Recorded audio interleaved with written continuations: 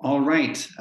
Thank you very much for joining this UNIDO Spotlight session for International Women's Day. Welcome. We're very happy to be part of the series of webinars organized by the Vienna-based UN organizations. My name is Nicola Schmidt. I am Gender Office Administrator at UNIDO, and I'm very pleased to be your moderator today. Before we get started, just a couple of housekeeping points. Please note, and you will have seen that on your screen, that this session is being recorded. If you have any questions to our panelists, please use the chat function or the Q&A function. I would also like to mention that this event observes the Code of Conduct to Prevent Harassment and Sexual Harassment at UN System Events. Now, without further ado, I'm very happy to introduce our speakers at this event. We did have a last-minute change due to illness, but we're very, very happy and grateful that Marco from UNIDO is joining us today. This is Marco van Bauren. He is Partnership Manager of the PFAN program with the Department of Energy. We also have Sheila Opara-Ocha, who's the Director of Energia. Thank you so much for joining us today. Energia is the International Network on Gender and Sustainable Energy. Thank you to the two of you for being our experts today. Now let's jump into today's topic. International Women's Day is celebrated each year on 8th of March. This year, the theme for International Women's Day is Gender Equality Today for a Sustainable Tomorrow. The specific focus is women's contribution to addressing the climate crisis. Now you might ask yourselves, what does gender and climate crisis have to do with each other? It is a fact that women and girls are disproportionately affected by the climate crisis. The majority of the world's poor are women, and they are also more reliant on the natural resources that the climate crisis threatens to destroy through, for example, floods or droughts. This explains why women in general are in a higher position of vulnerability than men to the effects of the climate crisis. But today's event is not only about vulnerability. Women and girls are also powerful agents of change and leaders in climate action. I would like to invite the audience to take a moment and think of some of the most prominent climate activists that we know from today. One of the first names that probably comes to mind is Greta Thunberg and her climate strikes. But I would also like to mention climate activists such as Vanessa Nakate or Nina Gwalinga, who are leading indigenous people's rights in the climate action. And if you, audience, know any other inspiring climate activists that are women, please drop their names in the chat. We would love to see their names.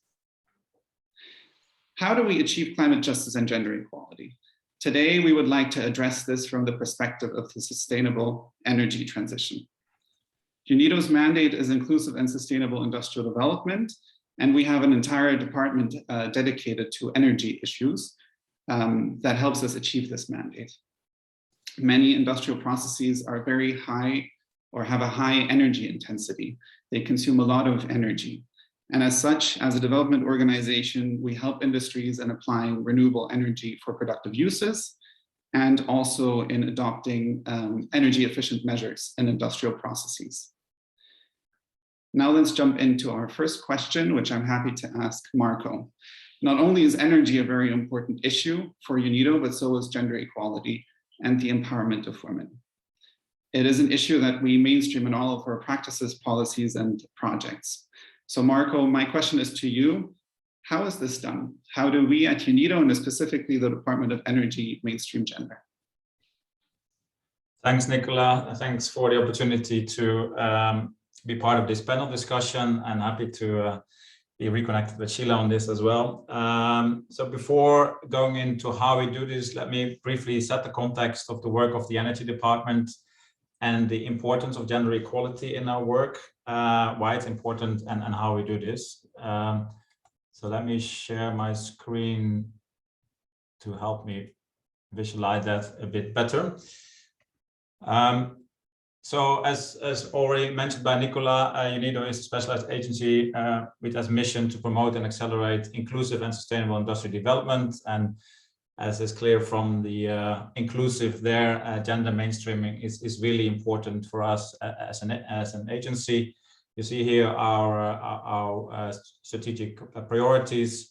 In terms of gender equality and empowerment for women, this mission of promoting and accelerating ISID is really translated into a vision already since a few years, which really is focused on creating equal opportunities for women and men to lead, participate in, and benefit from inclusive and sustainable industrial development. If we then go to the energy department, it really also is at the heart of our work. Women and youth are really at the heart of the work that we do within the energy department. And we really strive to empower women and youth to lead and be active participants in this energy transition. We do this through various type of interventions, focusing on different stakeholders with the 3 solutions that you see here. So we really like to accelerate the shift of industry, both big and small, away from fossil fuels. Secondly, we want to enable decision makers to chart a low carbon path to economic progress. And thirdly, we foster the rise of local entrepreneurs and innovators. And through all these 3 interventions, whether it's working with policymakers, businesses, big or small, or startup entrepreneurs, gender mainstreaming and empower women and youth plays a crucial role. So if we look at the different dimensions that we can identify when it comes to the energy and climate change nexus and gender nexus, sorry. Again, here you see these different levels come back. So really important, not only at the individual and household level that Nicola already was mentioning a bit, women are disproportionately affected, which leads to all kinds of issues, including safety issues, energy, poverty, and more. But also at the business level, where we see an underrepresentation of women, both in workforce as well as leadership. And the same is true at the policy level, where we still see, unfortunately, an underrepresentation of women. And why is this important? Why is this so important and much needed to focus on this in the energy sector? Here you can see that there's still quite some biases and barriers that we face in the energy sector that are less perceived by men, as you can see here, than by women. And these are general barriers, barriers in the workplace and for entrepreneurship, as well as barriers in investments. And it's not only the right thing to do to create this balance, but actually also smart economics. There's a lot of research out there that says that gender diversity in leadership and workforce makes better businesses, more sustainable businesses, and more profitable businesses. So it's the right thing to do, and it's smart economics at the same time. So with that in mind, what we do at UNIDO more broadly, but what we also do in the energy department, is really have gender mainstreaming embedded in our project cycle. It's not a nice to have or an add-on. It's really an holistic approach that we have that starts from designing a project where we do gender analysis, formulate the project, identify and determine the gender strategy and action plan, all the way through implementation and afterwards monitoring and evaluation. So I'll stop there, Nicholas, but just to highlight again that gender mainstreaming is really embedded in everything we do in the energy department, and happy to get into more detail afterwards. Thanks. Thank you for giving us this introduction, and you're absolutely right. You need to really have a rigorous structure when it comes to gender mainstreaming. All of our projects have to undergo a mandatory review from the gender perspective before they can start implementation. And we count on a very extensive gender focal point network, of which you were a member until last year, when the cycle was renewed. So to ensure that the expertise is included in our projects, and not only at the beginning, but then throughout. And we're very happy that this has led to projects producing significant results in the gender field. Now, you've also mentioned some avenues of how UNIDO addresses the climate crisis and also the main issues at hand when it comes to gender and energy issues. I would like to ask you, can you give us a couple of examples of UNIDO projects that contribute to specifically the gender climate crisis nexus? Yeah, sure, with pleasure.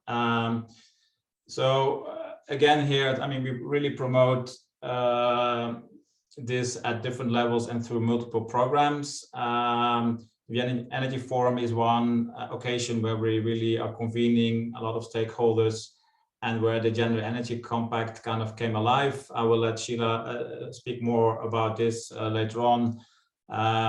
We also do a lot of trainings for instance, for women to design, install, and maintain renewable energy systems. And then more closer to kind of the entrepreneurial part of what we do, we are mentoring women cleantech entrepreneurs, as well as training the PFAN advisors, which is the program I work for, and the mentors of the GSIP program on gender lens investing. And you see here more programs that we have within the energy department, and all work in one way or another on incorporating this. But let me zoom into two. First one is the Ella project, which is a project that's implemented in East and Southern Africa on energy efficient lighting and appliances. And here you see all the benefits that this program is bringing, which includes gender inclusiveness. And on the right, you can see a little bit more the benefits here. So it really benefits women as user to improve their safety as well as their social economic status. But it also creates income generating opportunities for women entrepreneurs that can benefit from this change of activities towards being able to use productive uses of energy appliances. So this is one program that we have in East and Southern Africa at the moment. Another program, just a long-standing one, is the Global Cleantech Innovation Program, which is fostering women entrepreneurs as part of what they do. We're going through the second cycle now with 10 additional countries after initial 8 and more to come. And here you see some facts about the programs that we have been doing in the various countries in the different markets in terms of ensuring that we have diversity in the mentors that we use, but also in the companies that we support, and some additional efforts that we do to support all this. One success story coming out of this is this project in Thailand, and it's also a nice illustration of the link we have between different programs within UNIDO, the GSIP program and the PFAN program. They started to be supported by GSIP, and then later on, when they were a bit more mature, we helped them at the Private Financing Advisory Network to raise finance. So really helping this women entrepreneur to get access to finance and to create the benefits and the impacts that you see here on the slide. Another example from the GSIP program is this example from Morocco. Again, women-led business, very successful in creating her venture into an impactful one. And that's really where I would like to kind of end with these examples and really reiterate again that women are not only benefiting from the work we do, but they're also key agents of change actually to accelerate the clean energy transition. And here you see a few more faces of women entrepreneurs that have started to play an active and leading role in this. And yeah, we hope to see more of this, and I'm confident that we can help more women-led entrepreneurs to help themselves and women as beneficiaries as well. Back to you, Nicholas.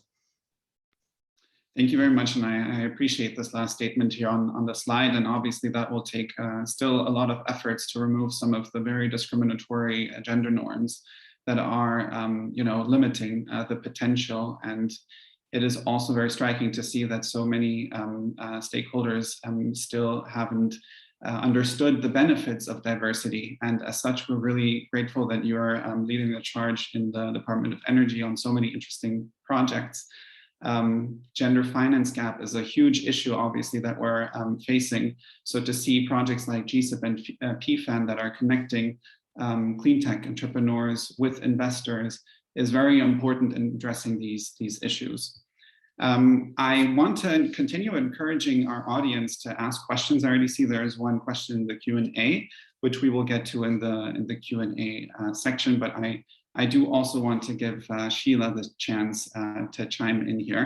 UNIDO carries out development projects, but we also have projects of normative and convening nature.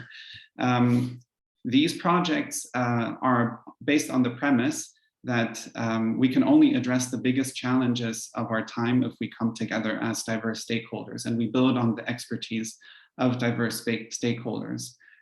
We will not achieve gender equality, or we will not overcome the climate crisis if we work in silos. And based on this assumption, UNIDO is very pleased to have co-founded, together with 2 other civil society organizations, the Gender and Energy Compact. This compact is a platform that currently covers or has more than 50 signatories from government, international organizations, civil society, private sector, development partners, you name it, who have come together to catalyze commitments on achieving a gender responsive and a just energy transition. So Sheila, your organization is also one of the co-founders of this compact, and we're very pleased to be in this endeavor with you. Would you be able to tell us a bit more about the compact and how the commitments that the signatories are making contribute to a gender responsive energy transition? Thank you very much, Nicholas. Thank you for the opportunity for inviting me to speak here today, and the opportunity to present the Gender and Energy Compact. Before doing so, Marco, I'm also pleased to share a stage with you, and I do want to compliment the work that you're doing, particularly under PFAN, that has made leaps and bounds in being a good example and a good practice to the investment communities on using a gender responsive approach. And I'm very impressed with the time frame that you have taken to bring this on board from when we first spoke a few years ago to what you're doing now. So congratulations on that. I'm going to share my screen.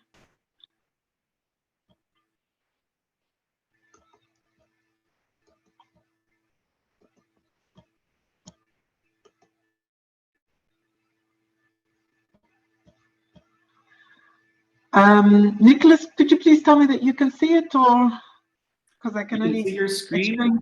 If you could move to the full screen mode, that would be perfect, but otherwise I'm sure that the audience will also understand if we keep it at this.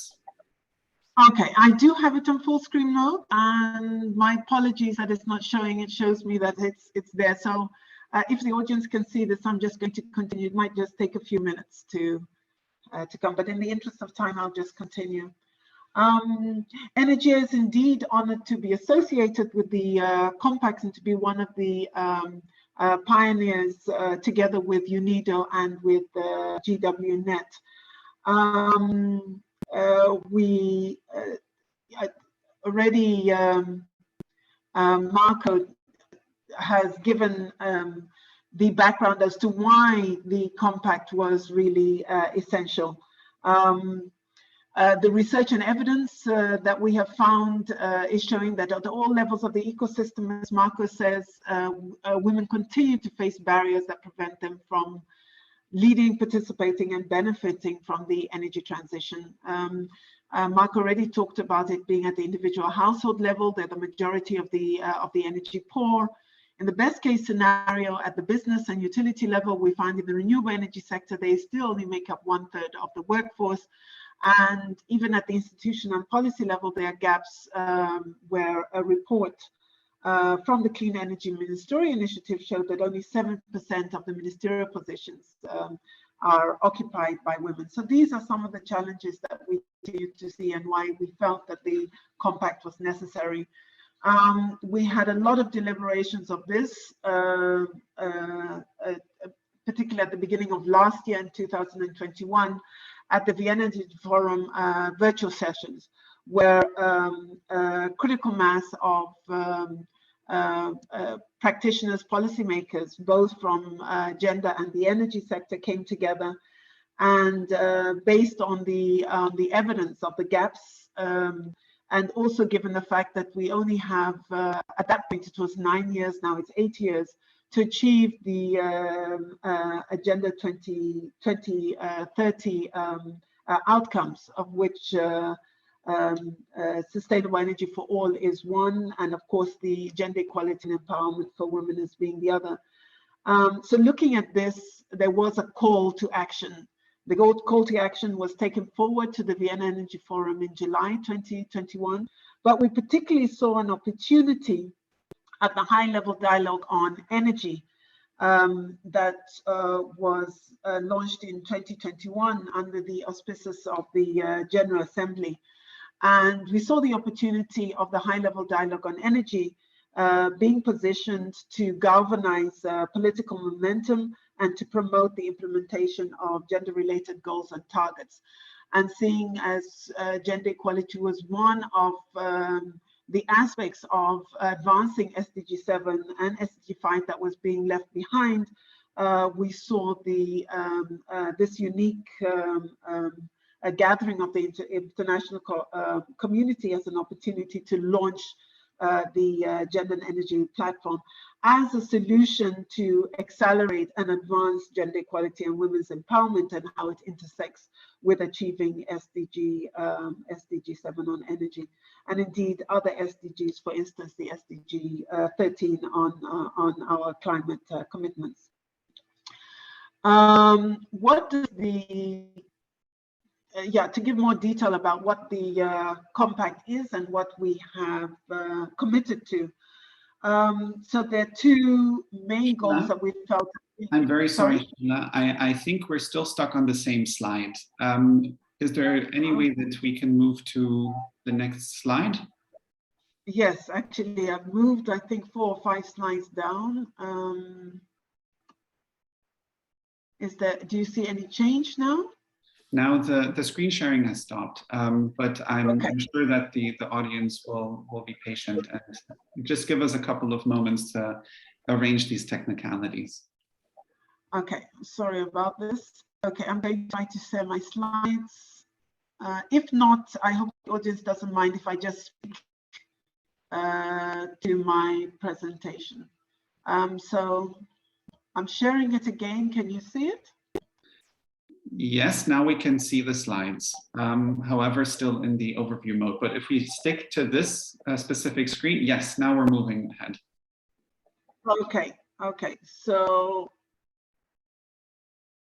you must be seeing a slide that is titled Theory of Change. Is that correct? Absolutely. Thank you so much, Sheila. Please go ahead. I'm not going to, sorry. Excuses. I'm not going to use the slideshow mode, but I will stick to just the normal outline mode where things seem to be working. Okay, like I said, what exactly is the compact? So in the Energy Compact, which aggregates our commitments to action from 51 organizations, we have agreed to the following goals and visions that we feel lead a pathway towards achieving SDG 7 and SDG 5. One is to ensure that women have equal access to sustainable energy products and services. And this is to ensure women's equal opportunities to lead, participate in, and benefit from a sustainable energy transition. In order to achieve these, we have identified 5 key outcome areas where we need to see change. The first one is on ending energy poverty, ending women's time poverty and drudgery. And this is mainly done by increasing women's access to, but also their controls of the decision-making of sustainable energy products and services. The next is to create an enabling environment to foster gender equality and women's empowerment. And this is mainly to be done by reformulating, adopting, and implementing more inclusive, gender-responsive energy access and transition pathways, strategies, and policies. The third is increasing resources, such as financing, sustainable entrepreneurship capacity, and development, business development services for women-owned and led businesses. The fourth is promoting women's employment and career advancement in the energy sector, particularly with regards to women's leadership and to decision making. And cross-cutting all these is the need for informing our practice and our policies through gender-responsive knowledge, sex disaggregated data, but also gender-responsive accountability mechanisms for our monitoring and evaluation. Just moving ahead. Yeah. So if you look at the, there's actually, if you look at the compact, we have the theory of change I just showed. We have guiding principles that we have all signed up to. We do have standardized indicators because we want to go more in depth. And these indicators are aligned to the commitments, both our joint and our individual commitments and our targets and ambitions.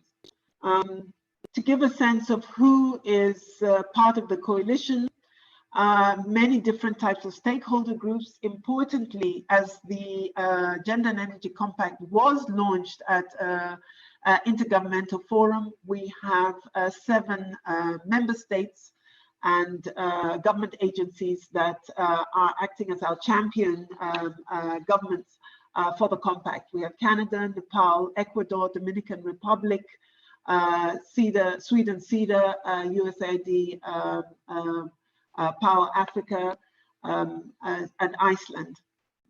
Like already mentioned, we have the conveners that are sort of acting as a secretariat for the compact, UNIDO, GWNet, and Energia. I hope that moved. Okay.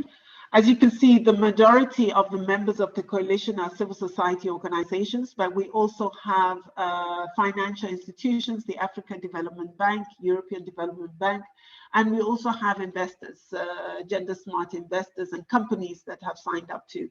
Number of other important multilateral and intergovernmental organizations complementing UNIDO's input, such as the Energy Community, IRENA, and others. So this gives a picture to show that we are a coalition that brings in different stakeholder groups. We do feel that underlying is partnerships that can be transformative, that bring in different actors to address quite a complex issue. The way forward, we're planning to do going forward.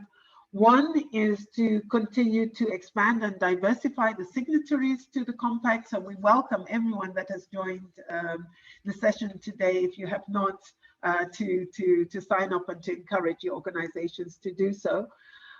We also are fostering and advancing our outreach and our communications activities in order to incentivize others to sign up. Key milestones that we have been engaged in and have identified was COP26. We have the upcoming Commission for the Status of Women, the High-Level Political Forum, Sustainable Energy Forum, and the end of the year COP. We're also supporting our signatories to develop robust individual commitments. We have a joint commitments, but these have to be substantiated by individual commitments, so we're supporting that. Also very importantly is facilitating the technical and financial support to implement these commitments, and very much establishing and implementing accountability frameworks so that we can report on what we are, what we need to do and what we are doing. Just to conclude, there's the website there for where more details can be found and more resources. And in order to, I've just put up the names and contact details for those who would like to sign up. My colleague Katrina from UNIDO, myself, and Irene from GWNet, who are very happy to speak to you and to support you in signing up to the compact. Thank you very much, Nicholas. Over to you. Thank you, Sheila, and I am very, very grateful for your presentation. And it's really beautiful to see so many different actors coming together and really developing these individual commitments to achieve progress on a gender responsive energy transition. And we really appreciate your leadership and your partnership in this joint endeavor. As I can only join Sheila in encouraging you to reach out to us and to her and also to the GWNet for more information on becoming a signatory or just general information about the compact. There will also be continuing events, as Sheila has said, on this gender and energy compact, which we will be sharing also the invitations for through our corporate channels. Now, I would like to move over to the Q&A section of this session. I see that there are some questions in the chat and also in the Q&A. I would like to maybe stick with Sheila for the first question, as I see there is a question specifically on the gender and energy compact. Sheila, I assume that this question is for Sheila. You're being asked, what are your outreach strategies with the compact? How are you engaging, and this is me interpreting the question, how are you engaging with more stakeholders? Thank you very much for that, and thank you very much for the question. That's an important question, given that if we want to scale up and accelerate actions, we need to get more stakeholders and actors on board. So outreach and communications is really key for that. And also for just learning and exchange. We come with different complementary activities. Not all of us are working on energy poverty, but we can learn from each other and scale up efforts in that regard. So what are we doing? Maybe the first is to mention that we do have a website, and I'm happy to I'll put that in the chat function, where what the compact is all about. The compact itself is there, and who to contact, and other resources can be seen. Other than that, we're reaching out to different types of stakeholder groups. So the Commission for the Status of Women, we're identifying milestone events where we can go and reach out to different stakeholders groups, present the compact. Gender Commission of Status of Women is targeting the gender community. We did target the climate community and also the energy community at the different events that we will be attending. Of course, there's indeed overlap, but there are also specific platforms that, based on the direction and the focus of our work, that we attend. So we're trying to see that we do reach out to that. We're also open for individual consultations. So either Katrina or myself are quite happy to jump onto the call and to have that. We've got templates and tools and resources on how to develop a compact, what the compact is all about. Those can be found on our website, but we are available to sit and to guide different parties who would like to make the individual commitments and present it in a way as to how to move forward. Yes, I would think I will stop there. Nicholas, I'm happy for you to, as UNIDO is also a partner in this, I'm also happy for you to complement my answer. No, I think that was perfect, and we're really looking forward to organizing another event at the CSW, so the Commission on the Status of Women, the highest level forum that we have on gender equality in the UN system, and just really a rallying call together with a lot of civil society organizations to make gender equality a lived reality. And as we've heard in this webinar today, the energy transition is such an important element in achieving these common goals of ours. I would like to address maybe another question, or I would like to actually relay that question to Marco in the Q&A function, a very pertinent question, mainly focusing on the gender mainstreaming of, I guess, our technical cooperation portfolio as UNIDO. Marco, you're being asked, could you tell us more about the gender mainstreaming indicators you use in the projects that you support or implement? I'm still on mute, sorry. Thanks, Nicholas. So I will focus on the one that I'm working for myself, the Private Financing Advisory Network initially. So, I mean, the Private Financing Advisory Network really is working on this access to finance angle that Sheila also mentioned as being one of the 5 areas of the Gender and Energy Compact. So we are really focusing on mobilizing private sector financing into the projects we support. So linking that to gender mainstreaming, what our indicators are related to that. So we like to induct more women-led or gender responsive or gender forward businesses into our pipeline that we try to bring to financial closure and give access to finance. So that's one important element. Since we work with other stakeholders in the ecosystem, like of course the project developers that we support, as well as the investors, we also have as indicators that we would first of all train our advisors, which we have been doing through gender lens masterclasses, to make them aware of the business case behind gender and the different gender lenses that a project can implement or a business can implement to make it better and more sustainable. So training the advisors is one indicator, because we see them also as agents of change, because they can really encourage the businesses to become more gender responsive, and on the back of that create more access to finance, to women-led or gender responsive businesses benefiting women. And in a similar vein, we also are sensitizing investors to take this more and more into consideration when they do their financial analysis and take these gender lenses into consideration. So that's more the kind of the external part. At the same time, of course, we want to walk the talk ourselves as well. So we also want to make sure that the people within the organization benefit from this, and that we offer equal opportunities. So we would like to increase the share of women advisors in our network, which is the way we work, as well as women in leadership of the program itself. So these are some of the indicators that we use within the PFAN program to give an idea of what we're trying to do. Thank you very much, Marco. I hope that answers the question from the audience.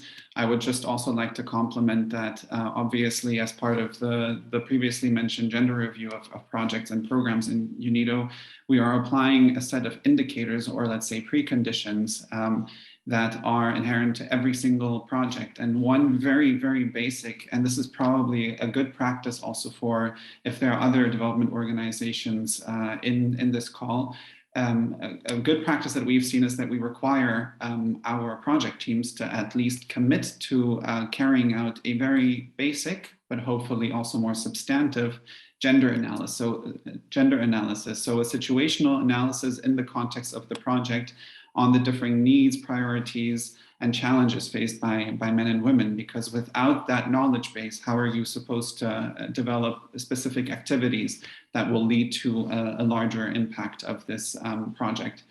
Now, we do have a couple of tools at UNIDO, which I'm happy to drop here in the chat. We have a recently approved or recently published gender analysis guide that also focuses on gender mainstreaming the project cycle, which is basically a step-by-step guide on how to carry out gender mainstreaming in different phases of development projects, not only limited with a special focus on industrial development, but not only limited to that field.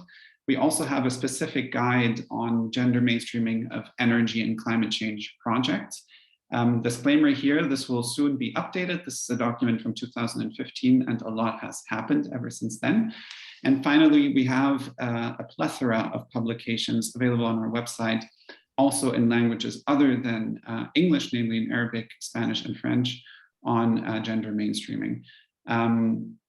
These are some of the tools that we have at UNIDO to help with,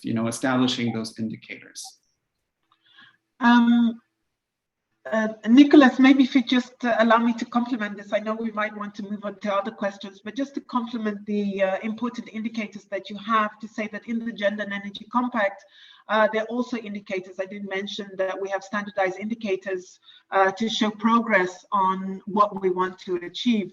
To complement what you have, I think one extremely important one, of course, is energy access for women. So the availability or the share of or increased investment to energy efficient appliances that reduce women's drudgery, time poverty, increase women's access to cooking energy are really important, and of course to productive uses of energy. And then indeed, like what as Marco had said, you know, women's employment, share of women's employment in the energy sector at the technical level, at leadership level is important, women's entrepreneurship and businesses.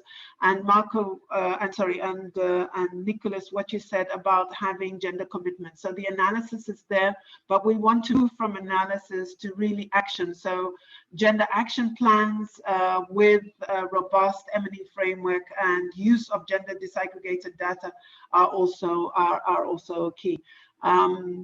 But I think that's a very important question. And just to say, within the compact, we do have indicators for measuring this, and yeah, happy to share those as well, and just encourage people to go to the website.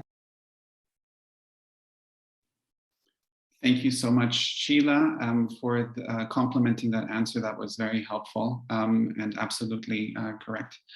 I would like to encourage our participants maybe one last time to raise any burning questions. But in the meantime, maybe I would just like to highlight a couple of the main points of our discussion from today.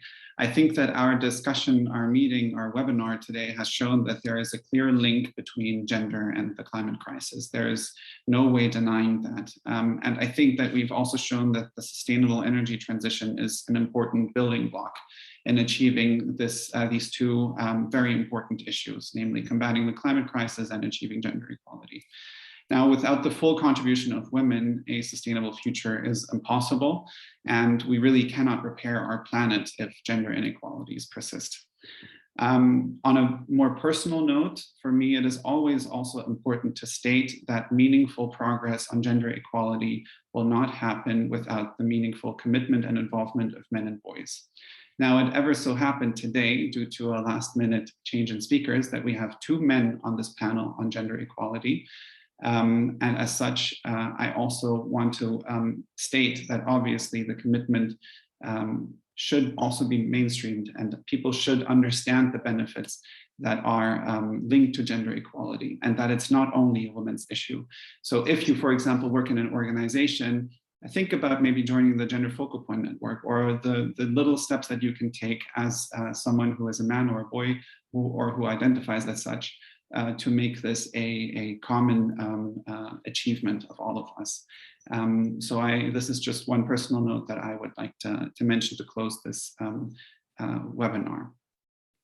I see that we're having some issues with the links to the Gender Mainstreaming Guide, and I really appreciate my colleagues from my team who are trying to solve that issue. I know that this guide has been recently updated with new links, and maybe there has been a slight issue there. But what I would also like to invite you is as the audience, to participate in a survey on this webinar that my colleague Bettina has already shared in the chat. We would love to hear your thoughts on what you would like to learn more about the specific issue or the specific nexus, and would very much appreciate hearing from you through the survey. Finally, today is only the second to last of the spotlight sessions of the week of webinars organized by the Vienna-based UN organizations. And as such, I'm very happy to invite you to join the last one of these sessions, namely the one organized by UNIDO, the Office on Drugs and Crime.